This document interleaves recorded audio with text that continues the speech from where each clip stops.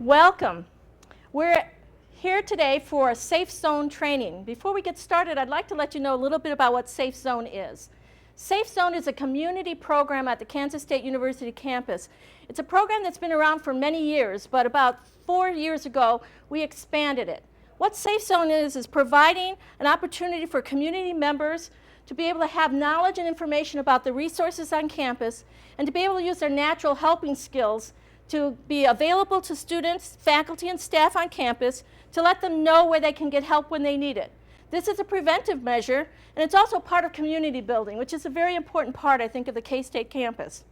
So Safe Zone is designed to help individuals who are needing to find the resources, but we specifically focus on individuals who might be affected by violence in some way and the precursors to violence, most particularly any type of hateful act, any type of sexual assault or sexual violence, and particularly also for the GLBT community. That's for the gays, lesbians, transsexual, and bisexuals on our campus who in the past have felt like it really wasn't a safe place to go to talk to people. And this has been really the theme for safe zones across the country for many, many years. And we are very proud to be able to expand that with the support of the GLBT community on our campus and in our community to make this a safe place for everyone. So I welcome you to this Safe Zone training. Our presentation today is on violence, nonviolence, and disability, and we have two wonderful presenters from the Disability Support Services office here on campus. We'll have Jaclyn Anderson and Jason Maseberg-Tomlinson speaking, and Jason is going to start the talk for us today. And again, thank you for coming. Thank you, Dory. Thank you. Well, we're glad to be here and talk about something that's close to our hearts. We work in Disability Support Services, and we want to talk a little bit about violence and nonviolence, concentrate a little bit more on the nonviolence part of things and how we can work with people with disabilities.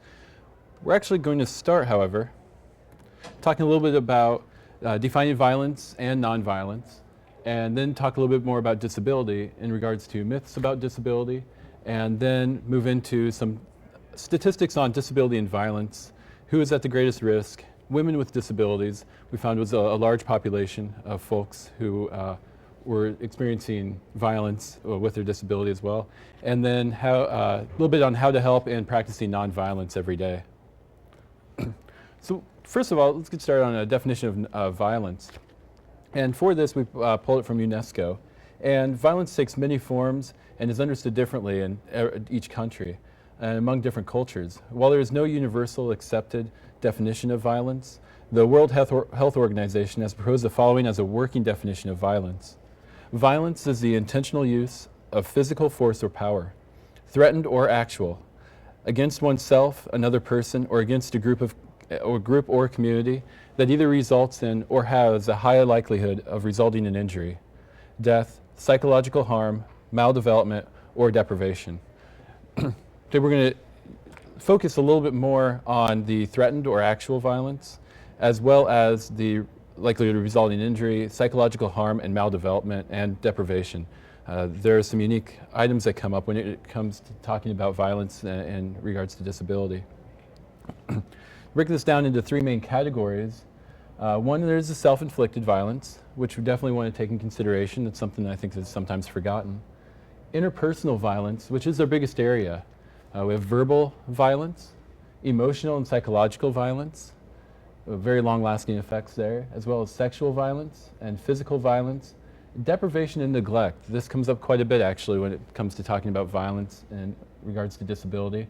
And finally, organized violence, which in regards to planned out violence, and kind of talks a little bit more about in regards to groups, against groups of people.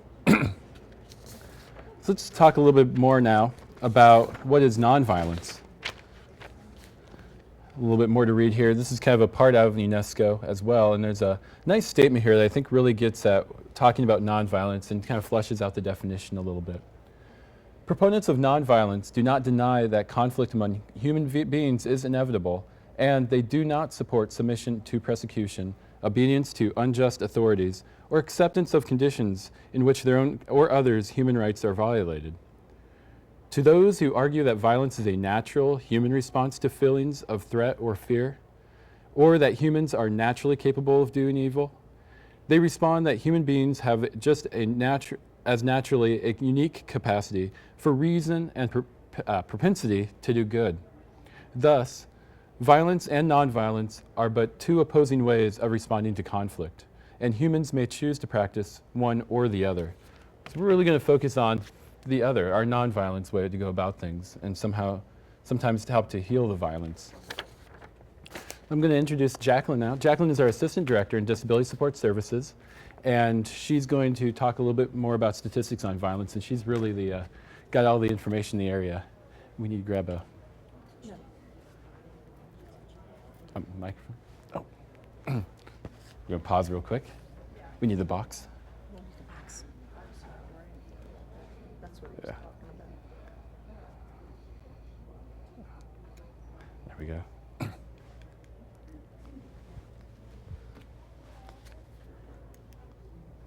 There we go.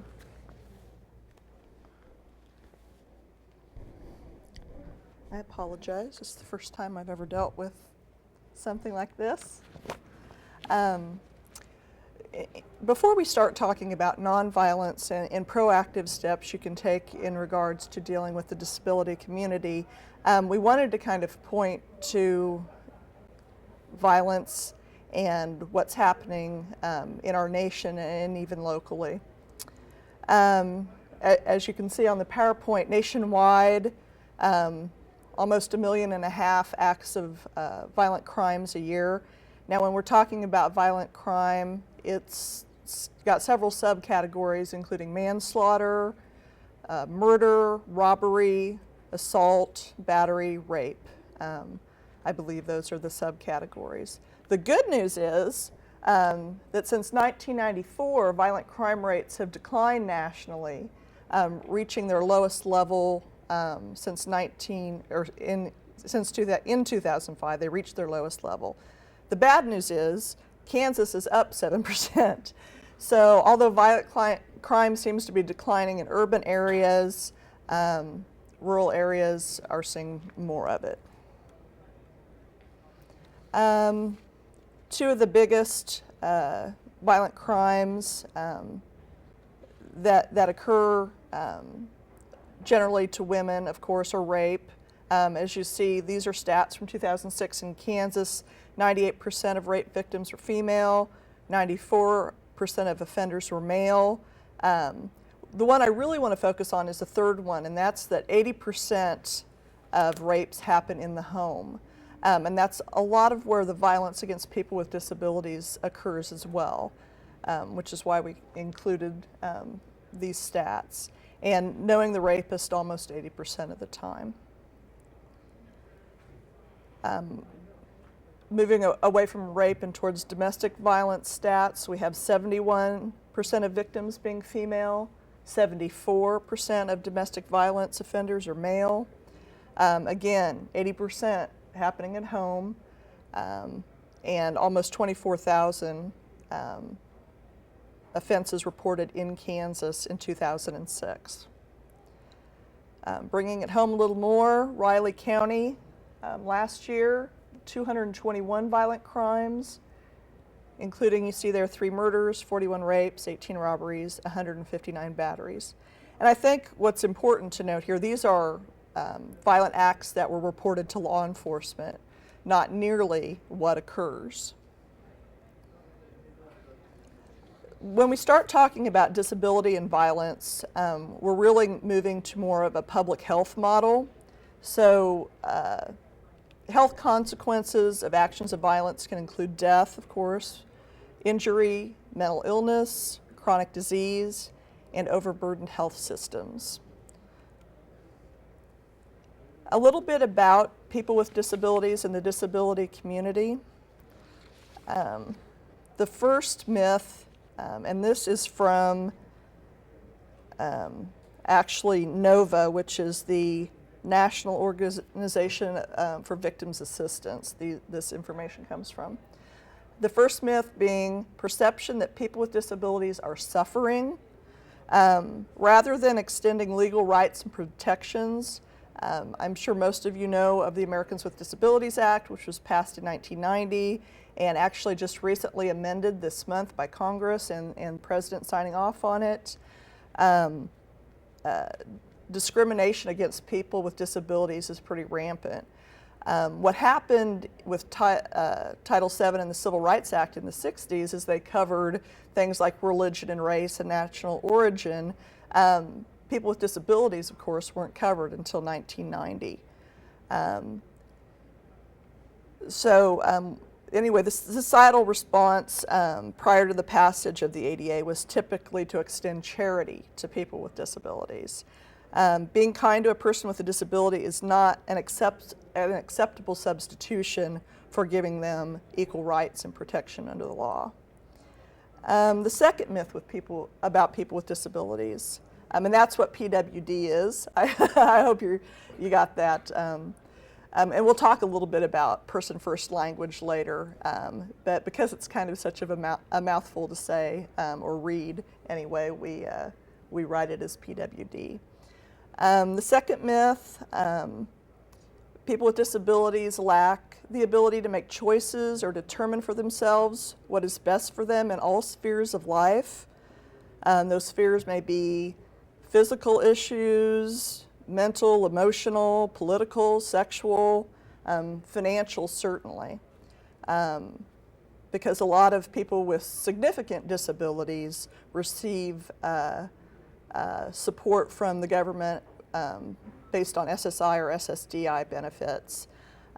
So a lot of times you get into conservatorship and financial payee-ship issues and the denial of those rights to people with disabilities. And we'll talk a little bit more about that later. The third myth, society fears contact with crime victims generally, as though their distresses are contagious. So that stigma is even stronger when it comes to dealing with people with disabilities who are crime victims. Nova says deviations from social norms such as hearing, seeing, walking, mobility, thinking, tend to frighten those in the able-bodied majority who define the concept of normal abilities. When two forces of stigma are joined, victimization and disability attitudinal barriers to providing healing and justice can really seem formidable. So I like what they had to say about that.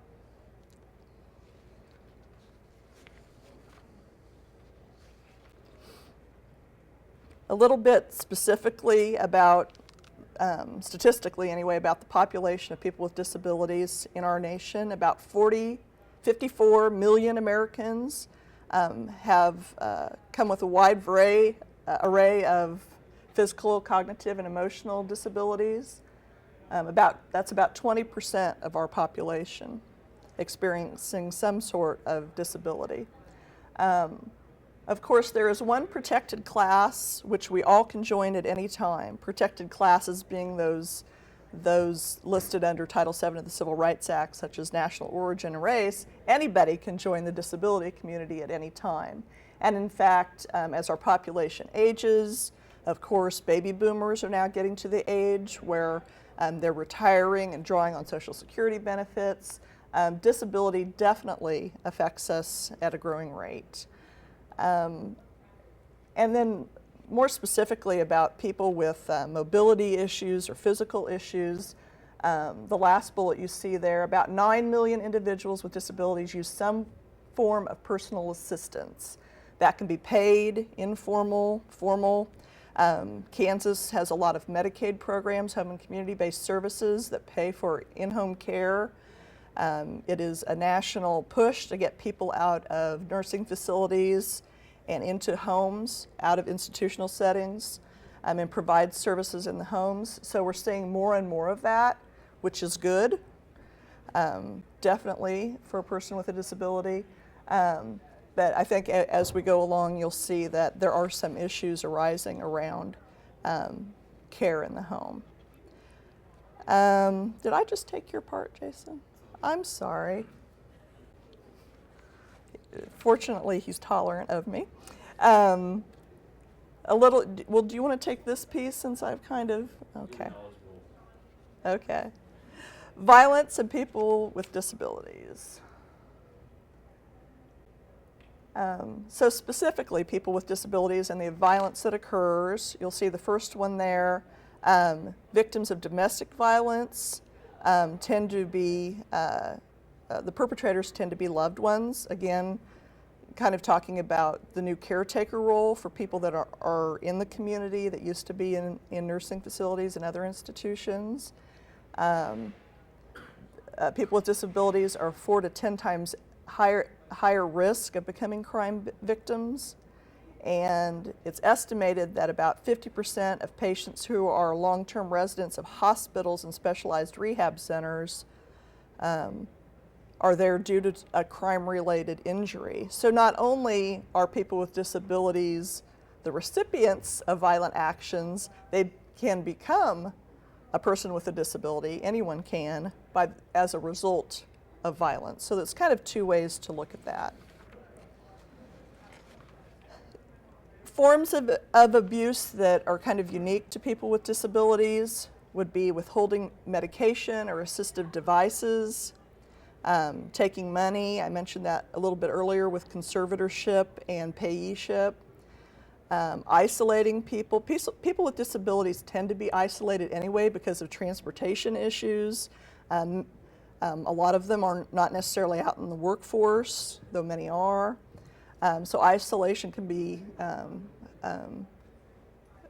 really doubly affect the person with a disability. Forcing sexual acts, that's really, some of these things of course go across the board to people without disabilities as well. Failing to provide proper care as a form of punishment or coercion, hurting pets, destroying property, using the disability against them, being restricted to a wheelchair or a bed, being denied meals or setting up strict meal times, being denied access to medical care, purposely being dropped. Of course, most of these end ones are really relating to mobility impairments and spinal cord injuries, people that are really significantly physically impaired. Not being turned in the bed and being left in soiled garments for long periods of time.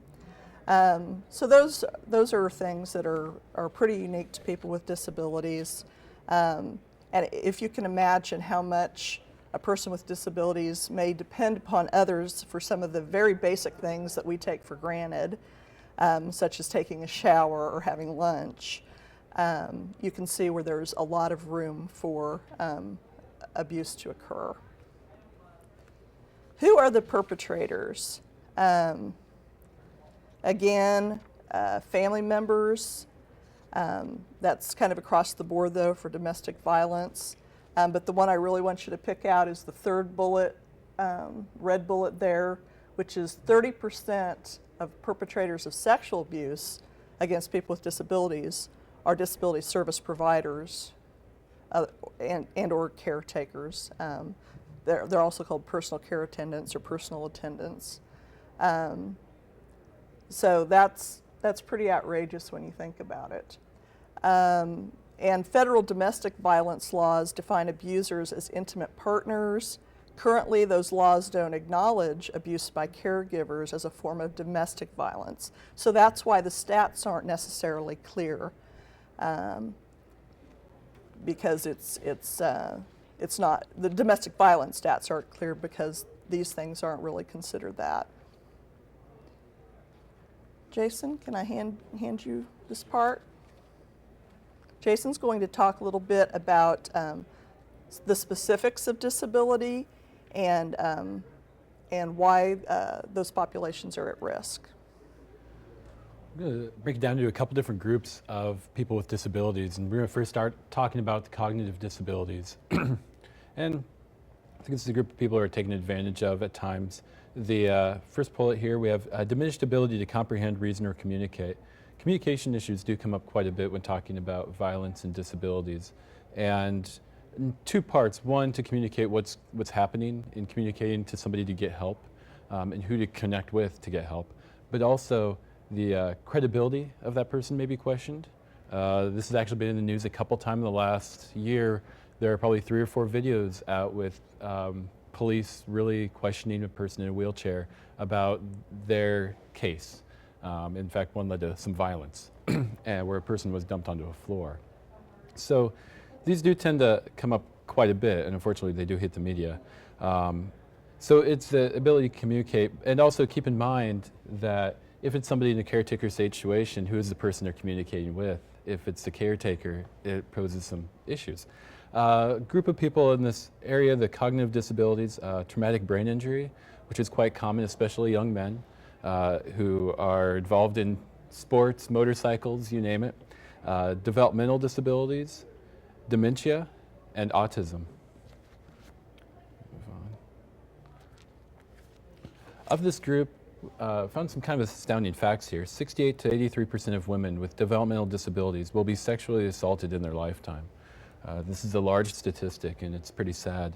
It's 50% higher than the rest of the population, and that statistic for the general population is already too high, and so this is staggering.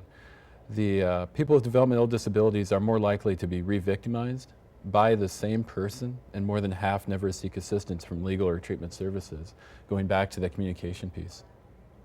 As many as 32% of men with developmental disabilities are victims of assault. So this isn't just about women, it's also about men, which again, I think echoes the same statistics with the general population, but it's something to pay attention to. The second area we're talking about is mental illness. And mental illness is actually one of the fastest growing groups of disabilities in our nation. And it's actually, we're seeing increasing numbers at the college level too.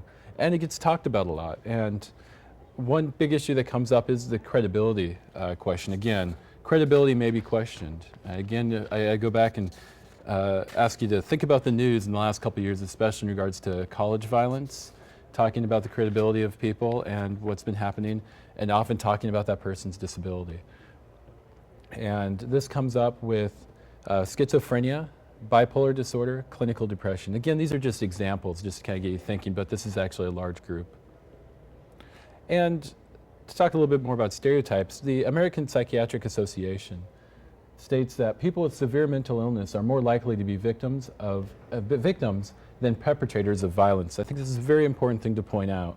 The media, I think, took advantage of the Virginia Tech incident and talked a lot about psychological disabilities on our campuses. And they really focused on that, but the true point to be made is that's quite the opposite. They're pointing out that we need to think more about people with psychological disabilities, but in regards to that, we need to think about more in regards to victimization than actual perpetrators of violence. And that was an unfortunate outcome of that event. Another item about stereotypes. Historically, our society has been more concerned about its own protection than about the protection of psychiatric patients. But it is imperative that we get the balance right. We need to be more nuanced need a more nuanced view of the association between violence and mental illness. And again, I think this gets at that same point.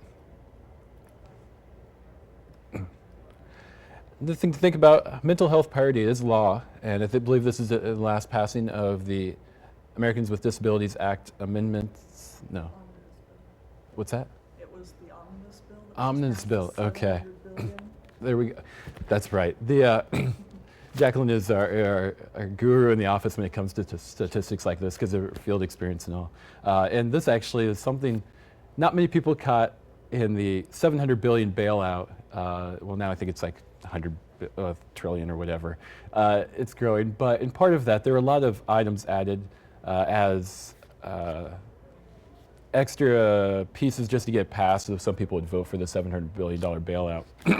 And one that is the omnibus bill and mental health parity. And it's improved coverage for 113 million people. This is a large number of people.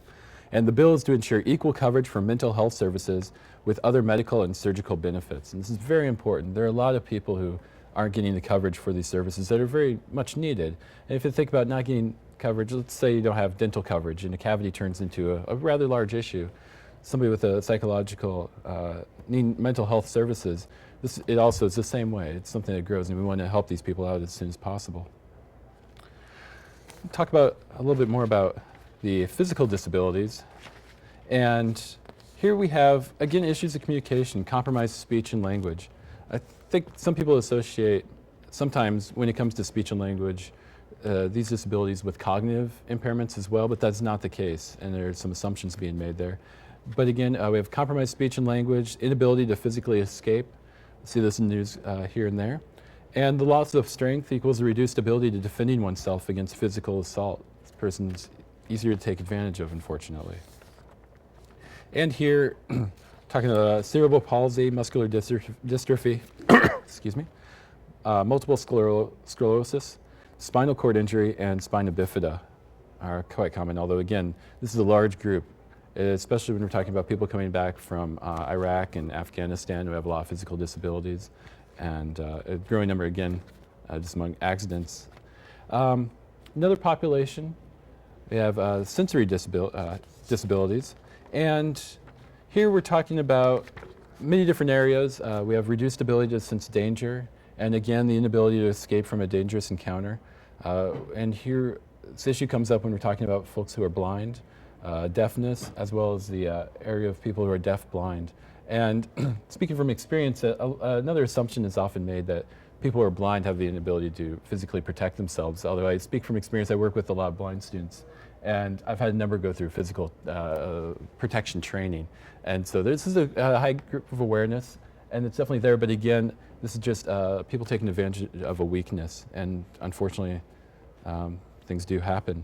And so now we're going to move into another population, which we did find a lot of information about women with disabilities. I'm going to turn it back over to Jaclyn on this. She found a lot of our stats.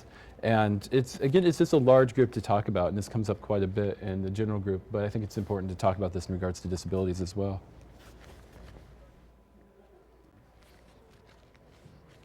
I just wanted to say that going back to Jason's mention of mental health parity, that pork barrel can be good. And although a lot of money was put towards that by Congress, it was put towards some good things. So mental health parity in health insurance is going to be a huge boon for people with mental health issues. And I hope we're not throwing too many stats at you, but I think they kind of speak for themselves. We're going to talk a little bit about women with disabilities, because as we looked at stats earlier, women across the board tend to be the most victimized by rape, domestic violence, that sort of thing. So around the world, at least 1 in 3 women has been beaten, coerced into sex, or otherwise abused during her lifetime. And that's pretty outrageous. Domestic violence is the leading cause of injury to women between ages 15 and 54 in the U.S. And women with disabilities, regardless of age, race, ethnicity, sexual orientation, or class, are assaulted, raped, and abused at a rate of 2 times greater than women without disabilities.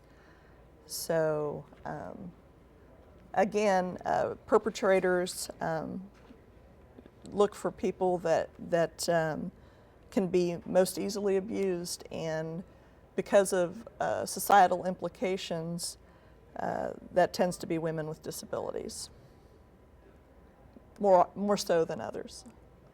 Barriers for women with disabilities, the loss of their primary caretaker, if that caretaker is the abuser.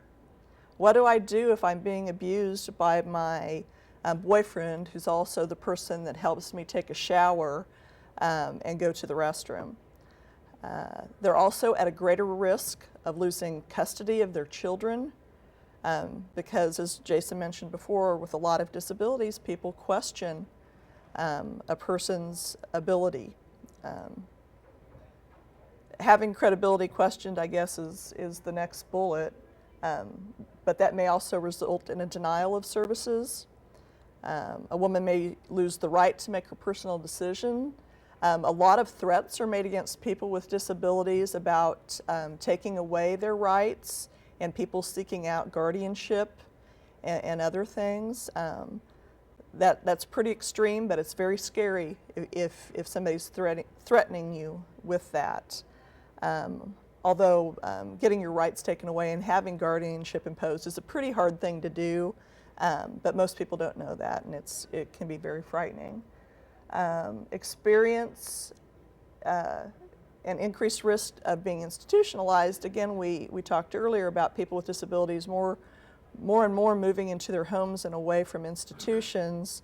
What happens if your only caretaker is your abuser? You report him to law enforcement, he's gone or she's gone, and then you have to live in a nursing facility to get the care that you need. So that can be frightening as well. Face greater vulnerability to threats by abusers, and as a result of other barriers, many women with disabilities just don't report the abuse. A couple other populations, there's not a lot out here on these two populations, but I did want to mention them. Elders, we talked a little bit about the baby boom earlier, and that we can all join this population at any time, but elders are definitely victims of violence and are considered people with disabilities. As we age, we lose hearing, sight, and maybe even some cognitive abilities. Children, this is pretty outrageous as well. I think I've said outrageous 3 times today, but it really is shocking. Children with any kind of disability are more than twice as likely to be physically abused and twice as likely to be sexually abused. Again, perpetrators tend to go for people that are vulnerable. Who's more vulnerable than a child with a disability? There are some issues with reporting these crimes as well. Generally, criminal activity is underreported. There's a lack of responsiveness from law enforcement. Again, people questioning credibility of people with disabilities. And the disability itself. One researcher estimates that 90% of people with developmental disabilities will be sexually abused in their lifetime, yet only 3% of those assaults are ever reported. Again, people with developmental disabilities are people with things like autism and mental retardation, and they don't have either the cognitive capacity, some don't, or communication skills enough to report their abuse. What can be done? Again, going back to that public health model that I mentioned earlier, public health emphasizes prevention, especially primary prevention efforts operating upstream of problems, and that's really kind of what we're doing today is talking about the issue and trying to stop violence before we have more people with disabilities, as we also discussed earlier. Better reporting needs to happen, and increased consciousness, which again is a step we're taking today. And this information comes from the Centers on Disease Control, who of course have that public health focus. Jason, do you want to, are we getting back on track now with, okay. I think I've lost your space here. There you go. We're going to talk a little bit about, again, issues that come up with persons with disabilities being victimized. Unfortunately, many agencies that serve victims of violence and abuse are not accessible to people with disabilities. This has come up from time to time again. If you think about a lot of places, I know in the cities I've lived in, Cleveland, Akron, Des Moines, a lot of the shelters created and a lot of these agencies, nonprofit agency, best place to go, older building, somewhere that's available. I worked for a number of years with a group in Des Moines. It was an old building that they used as a homeless shelter, and there were 20 stairs going up to it, and couldn't afford to do anything about it. So that's something that comes up. And also with shelters, emergency situations, unfortunately, things aren't in place. And I think although a lot of these places do have ways to contact them to set something up outside the shelter, it creates a nice and I think protective atmosphere where somebody can go in and they feel a little bit more confidential. And in regards to personal care attendants, I know you had a note, Jaclyn. I just wanted to say that another issue of people going to shelters is they need to have attendant care. They don't just need a ramp necessarily to go in, they also need a roll-in shower possibly, raised toilet, different things like that. Of course, we're talking about people with physical disabilities when we're talking about physical access. But program access as well. What happens if I'm deaf? Are interpreters going to be available for me? things of that nature. A lot of times brochures, the initial stuff that's disseminated to let people know, aren't necessarily in accessible formats. What if I'm blind or low vision? I may need enlarged text in brochures, braille brochures, different ways to let people know about the programs as well as the physical barriers. And I think Jaclyn brings up a good point. Communication is key to these pieces. And in not only shelters, also emergency rooms. I know of one case where a woman who was, she spoke a very, how would I say, unspoken language. Not many people in the world spoke a language, and she was separated from her family and went to a hospital. They couldn't understand her, and they automatically thought she had a psychological impairment, put her into a shelter. Nobody could communicate with her. And it was a couple years before somebody happened to realize this was as a native language to very south of Mexico, very rural area, and they got it all figured out. Oh, here we have a person, no psychological disabilities here. It's just a matter of communication. And I think that's just kind of one of the ways, communication just seems to come up a lot in talking about access. Let's talk a little bit about why to make changes. I think we definitely all agree that there are changes that need to be made, and we all agree we're all on the same page when it comes to helping people. But we found a couple of great quotes here to help us out. One, improving service delivery to people with disabilities must become a priority because the crime victims' rights movement is founded on the premise that every crime victim deserves fundamental justice and comprehensive quality services. And this is definitely a group that we need to pay attention to. Also, in regards to current events, among just the U.S. troops returning from Iraq and Afghanistan, nearly 40% of soldiers, a third of them being Marines, and half of the National Guard members report symptoms of psychological problems. And most common is PTSD. And nearly 1 in 5 soldiers leaving the military after serving in Iraq and Afghanistan has been at least partly disabled as a result of service. One of the issues here, post-traumatic stress disorder is coming up quite a bit.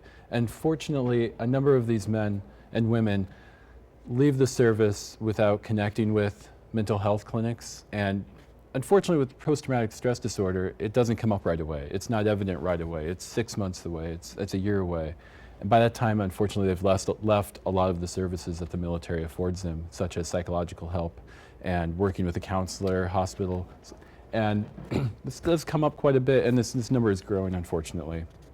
And I think a lot of our campuses have worked with soldiers, and we actually work with folks from Fort Riley talking about how we can help soldiers and integrating them back into classes. They want to take classes, they want to get their degrees, but working with them in what's going to help out, maybe taking evening classes when there aren't as many people here. Online classes are incredibly helpful in that regard and helping people out. But this has become a large topic and a group of people we need to pay attention to. Let's talk about strategies for reducing the consequences of violence. Let's kind of cut it off at the start before the violence happens. Things you can do, engage the health sector in violence prevention, mention it as a topic. And we talk with a lot of people on campus. Jaclyn meets with people when it comes to emergency situations. What do we do and how can we help? But also, and what can we do just to make sure that there are those resources available? Provide mental health and social services for victims of violence. I think that's very important, and people that can respond to those situations. Improve emergency response to injuries from violence. Again, we've seen cases where a person is injured early on and symptoms don't come up until later. And I know we've talked with students who have an injury they don't think is that big, and it turns into a larger issue than it really is. And this can be sad when it happens. Reduce recidivism among perpetrators. Again, we mentioned that quote where a number of people who are victimized by the same person again later on, and that's a very unfortunate statistic. We need to be working on that, as well as improving kind of the public health model and just how we view violence and how we view people with disabilities. And then we found some strategies that we think are helpful. Increase safe, stable, and nurturing relationships between children, their parents, and caregivers. This is important to have good communication with the family and family members as well as caregivers. Reduce availability and misuse of alcohol. There are a lot of programs right now that are being set up for working with people when it comes to alcohol misuse, as well as reducing access to lethal means. Improve life skills and enhance opportunities for children and youth. And I think not only for people with disabilities, but maybe children bringing awareness of disabilities in their school systems. and equality and acceptance of people in school systems, promoting gender equality and empowering women, and making sure, I think this goes for the general population, a little bit more so with people with disabilities, but letting people know what the resources are and how we can help. Improving criminal justice systems, always a topic when it comes to national discussions. Improving social welfare systems, definitely a hot topic, especially when we're in a political season, but something to talk about. Reducing social distance between conflicting groups, promoting understanding, reducing economic inequality and concentrated poverty. If you look at those without jobs and those who make up the lower areas of our economic situations, tend to be people with disabilities. Unfortunately, the numbers when it comes to income, job loss, they tend to affect people with disabilities much more than they affect the general population. Okay. Now, what can a person with a disability do to protect themselves? And this comes from a source of domestic violence against people with disabilities, the untold story. With our PowerPoint, we're going to put this up online, and all these resources will be made available to you. And we've made sure to put the connections to the articles, to the statistics in our PowerPoint. Having a network of personal care attendants instead of relying on 1 or 2 paid professional care attendants or relatives to provide these services, this is important. Being connected with an association of personal care attendants. There are different ways to go about this. Oftentimes family members are care attendants, and sometimes a person with a disability may pay one person to be their care attendant. If that care attendant is needed more than 8 hours, though, you really need a system of care attendants. And also, I've found that this helps that if a case where mistreatment occurs, another person's going to notice that. Having a reliable emergency backup care attendant service. This is very important. I think when you see different environmental conditions, such as ice storms, it's hard to get people from one point to another. So there's a lot in the Cleveland area. I worked with a student who, we had a snowstorm. We got 110 inches of snow in a year. You're going to have situations that come up. And 2 care attendants, they had a backup, but they're located on the other side of Cleveland. We were in Akron. And so it definitely proves itself as a need. Being aware of accessible shelter services in your area, very important. In Manhattan, I believe we've got a new shelter going up right now, or actually it's open actually, if I remember correctly, relatively soon. And also learning effective strategies for hiring, retaining, and firing staff.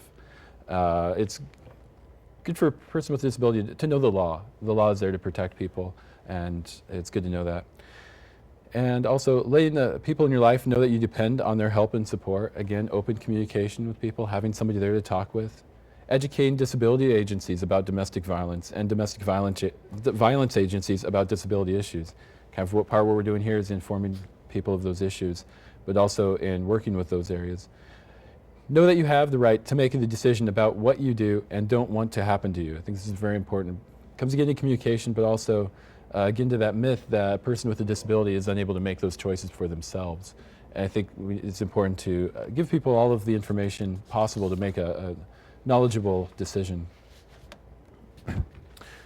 Of course, nonviolent actions. Regards here, talking about people with disabilities, but I think this goes in general. Mohandas Gandhi, a famous quote, "You must be the change you wish to see in the world." I think definitely it goes, I think it was Margaret Mead who said one person can make a change, and I think it's very important because one person's actions can be there for another person. I think to be aware of your surroundings is very important. Support disability rights and awareness. We do that a couple times on campus. We have K-State for All coming up in the spring semester, and to bring this awareness to everyone. Volunteering and support or crisis hotlines. We have some local hotlines I know of, and some support agencies that need help. Reporting suspected abuse. All too often, people see abuse and don't report it. I think this is talked a lot about. In fact, there have been studies about this, people who see something happen. Very important to bring that up and not to be afraid to call 911 in case of a situation. At least it's being looked into. And then using person-first language. We've got some resources if anybody wants any handouts in our office. And I believe we actually brought some with us. Yeah, and very important here. There's some great information out there. Language evolves over time, and unfortunately, there's a lot of language still out there that's been used in the early part of the century when it comes to a person with a disability. And notice we say person with a disability quite often. You'll still hear the people refer to a person as being handicapped, which we do see as kind of an archaic definition. Unfortunately, that has some bad history. And talking about a disabled person, focusing a lot on that person's disability. But what we really want to focus on here is that person. If the disability is a matter of importance to the conversation, talking about that, then secondary to that person.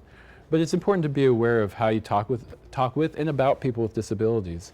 And I think oftentimes you'll find that, do you even need to talk about the disability? You're talking about that person there in an academic setting and how you can help them out. But also, it's just very important. There's a long list of language, and there are a lot of things that are used. I think media misuses some of these terms quite often. There's some great guides out there to talking about this. We've got the Words with Dignity, which is that handout, and also creating a safety plan in order to talk about these ways you can help. And we've got a huge list of resources, and I believe we have a couple pages of this, if I remember right. A lot of these you'll see, the WHO, Centers for Disease Control, Violence Prevention.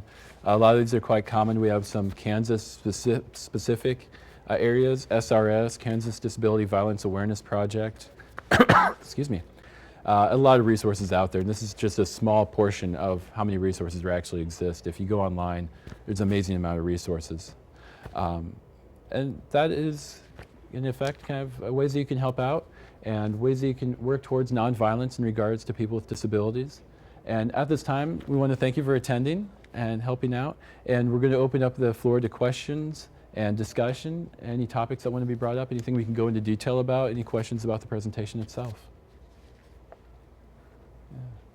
Jason, if you could repeat the question so that the camera will pick it up. Yes, I will.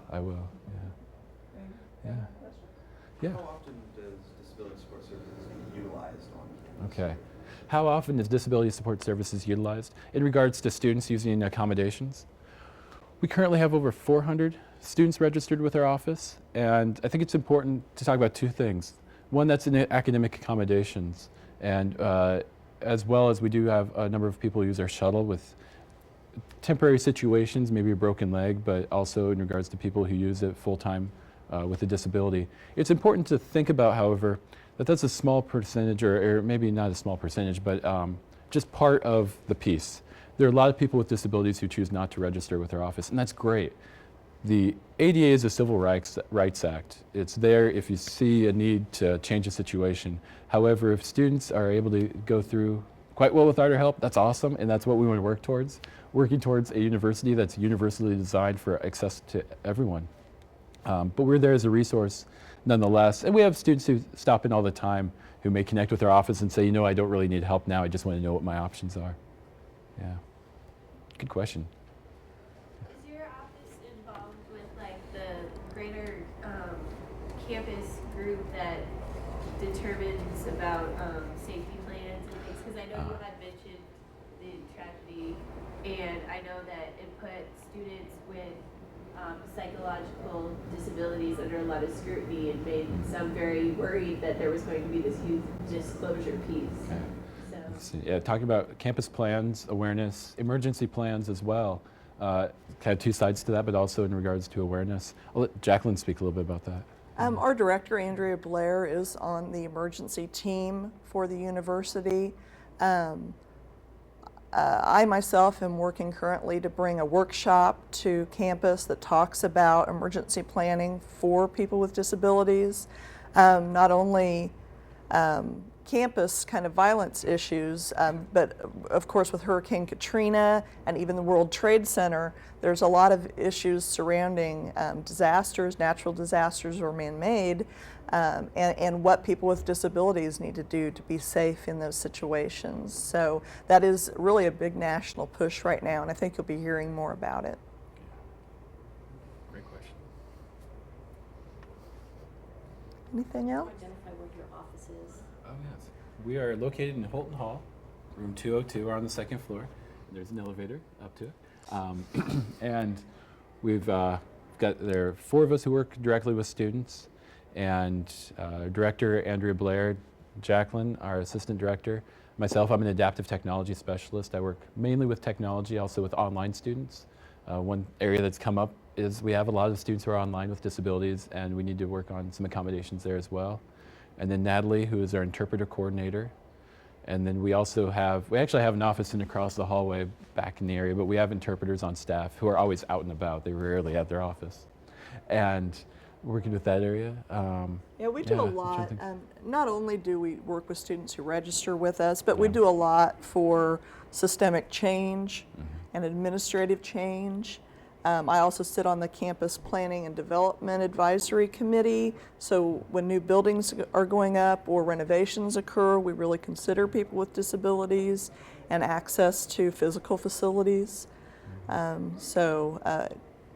You know, we're not just working with students, that's our primary focus, but we definitely do lots of other things. We're definitely not the only area thinking about disabilities either. There's a large group in the library working with access to resources in the library. We have a number of people on campus who are very aware and who we work with in different capacities to bring about this awareness. So we have one office, but I like to think that we're kind of campus-wide and that we've definitely got the awareness out there, and we're a large group of people working towards helping. Small but mighty. Any other questions? Well, we certainly thank you guys for coming today, and we thank Ms. Lambert for inviting us to give this presentation, and definitely support Safe Zone and hope you folks continue to do so as well. Thanks a lot. Thank you.